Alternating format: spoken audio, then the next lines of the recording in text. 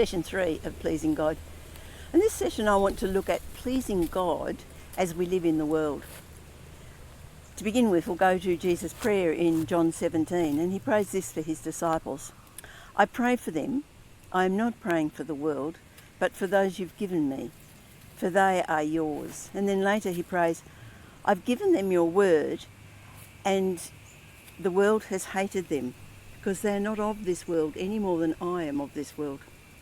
My prayer is not that you take them out of the world, but that you protect them from the evil one. They are not of the world, as I am not of it.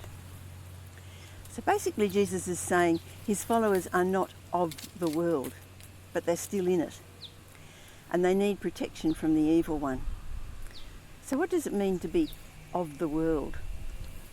Well, the world is a physical planet, but this also refers to a perspective on life that is man-centred, not God-centred. The humanistic way of thinking looks at the meaning of life, but doesn't always see things God's way, and in fact often sees things completely excluding God. This is the world we live in every day. How are we to deal with the fact that the world around us is often very opposed to God? Now, over the years there's been a tendency to separate off from the world to be able to live the godly life. And this is exactly what the Pharisees did. They set themselves apart from daily life so that they could concentrate on obeying the law in every detail. And this is why they were absolutely incensed that Jesus would mix with sinners, like the tax collectors or the prostitutes or whatever. Another group who set themselves up as separate were the Essenes. Now, the discovery of the Dead Sea Scrolls gives us insight into the life of this community. They set themselves apart physically by setting up a community out in the desert where they could just focus on leading godly lives. Their only problem was they were so set apart that they missed the coming of the Messiah, who came amongst the ordinary people.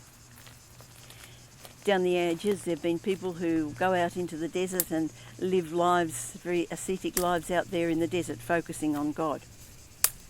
Even the monastic life of a monk or a nun can be seen as withdrawal from daily life. I guess it depends on the motivation of why a person would go into that lifestyle, because some of them certainly serve the communities and they're very devoted in doing so. But it's the motivation. Is a person going into that way of life so they can withdraw from the world? Jesus did not pray that the disciples be taken out of the world. They were to live very much in the world, but not to live in the way that the world lives. He prayed for their protection against the evil one who would want to draw them back into worldly ways, which of course is the temptation that we have all the time. It's the same issue for us. We're to live in the world, but we're not to withdraw from it. We're not to live as the world lives.